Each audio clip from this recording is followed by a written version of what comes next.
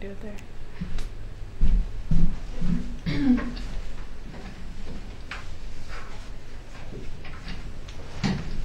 Hello. Hello, thanks for coming today. Sure. Did you find us okay? Yeah, no problem. So let me tell you, I think what we're going to do is I'm going to ask you a few questions, get to know you a little bit. You can feel free to stop me and ask questions if you want, or there'll be plenty of time afterwards if you have some questions too. Is there anything else I can get you before we start? No, I'm good, thanks. Good. So what circumstances bring you here today? Well, I got the call that you'd like to interview me, and came in. I'm pretty interested in working here. I've heard a little bit about the company, and I'm ready for a challenge, a new change, and just thought I'd come and see if it's a fit. Great. So tell me just briefly, tell me a little bit about yourself. Well, my name's Russ, and I'm originally from England. I've been here 11 years now. Lived in the US for 11 years. Got a couple small kids. A wife. We have a good marriage. I live in St. Paul, and I don't know, pretty much a family man these days. So tell me a little bit about what you know about our company. I know that I've been around for a while, and from what I understand, you have a lot of programs that people don't realize that it's your company, because you have all these different services and programs with different names, and you're kind of all over the place. You do crisis, you have some treatment services. I think you do case management, work with the counties, and I know that you have some deaf programs. So all of that focusing on mental health, I think. Yeah. And so earlier you had said that you were interested in working for us. And what is it about the agency, or what are you looking for in working for us? Well, I've worked for small non-profits, and I think there's more opportunity to work for a bigger one. Seems to be, makes sense that there would be opportunities for growth in a bigger organisation. So that's what sort of drawing me toward this company. So tell me about that in terms of what are you thinking for, your long-term goals or your short-term goals? What are you looking for currently? What are you hoping to achieve? Well, currently I'd like to get back into the job market and get busy and get going. In the longer term, I want to get back to grad school and get my psychology master's. So I think there'd be a good fit there. And longer than that, I'd like to explore opportunities to get into management. Oh, okay.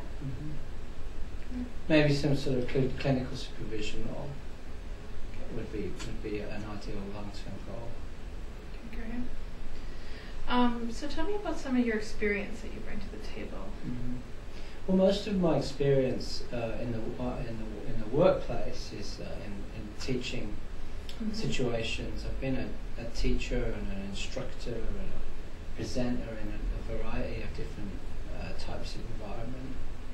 I've trained lots of different types of people. I've taught kids. I've worked with adults, and I think that I've learned how to be around people. And I'm interested in getting out of the classroom type of environment and being a bit more hands-on with people. So tell me about some of the skills that you think you have, that you've gained through teaching, that you think are going to be similar to what you're going to need in this role. Well, I think that when you do a lot of teaching, if you're any good, you have an ability to remember what it's like to be the learner. And remember that the experience isn't really about teaching, it's about learning. So you've always got to try and put yourself in that other person's position, whether it be a young child, which is harder, I think, or an adult who's learning some new skill. And that's kind of how I see it, is teaching folks new skills, new ways to deal with their problems and their issues and their health.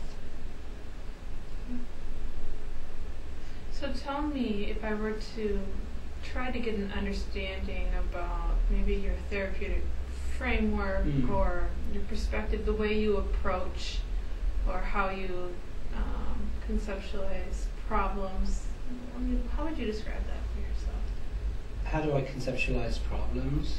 So maybe a better way to ask that would be to give you an example. Okay. Or a situation, and you tell me about how you would perceive that situation or what you think you might be doing. Okay, yeah.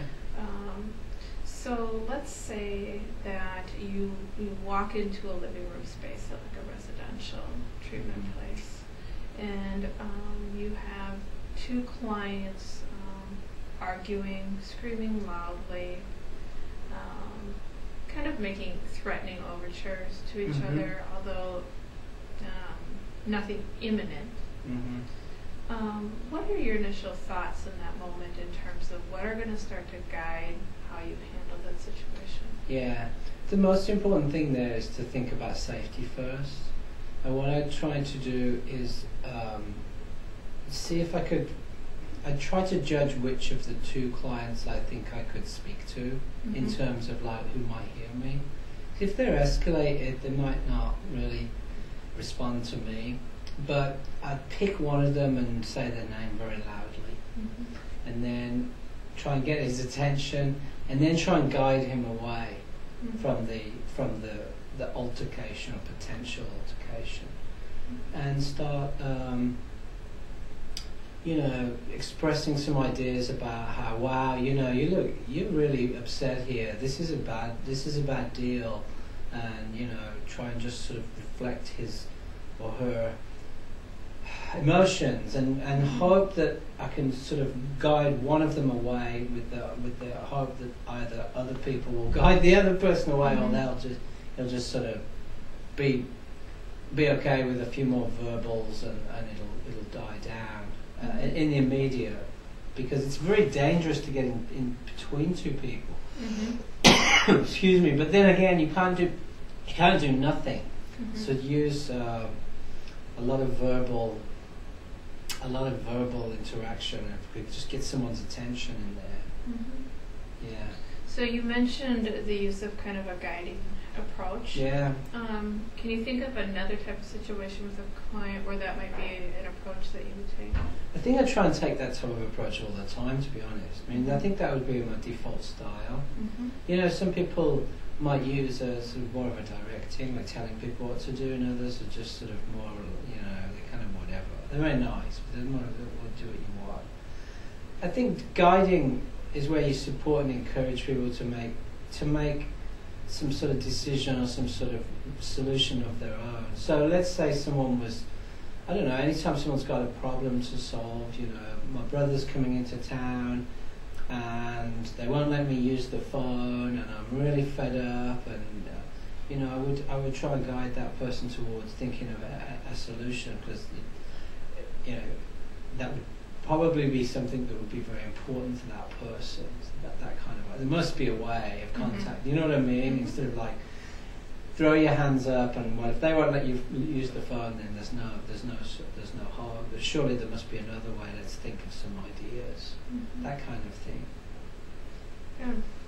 So tell me about what you see as some of your greatest strengths. Maybe list two things that you see are your greatest strengths. I think I'm very flexible. I've worked in different types of environments with lots of different types of people in many countries. And so I think I've learned how to be around different types of people. And sort of linked to that, I think I'm a pretty good communicator. I think I can get ideas across fairly well most of the time. That would be a couple strengths. How about, on the other side, maybe two things that you're looking to develop, things that you feel like you're not as good at, or things that you're looking to work on or enhance? I think I have a tendency to stay in my comfort zone. I think I kind of know when I'm going to do well, and I sort of shy away from situations that are a little unusual for me. So I'd like to work with people from other cultures that I don't know, That would be a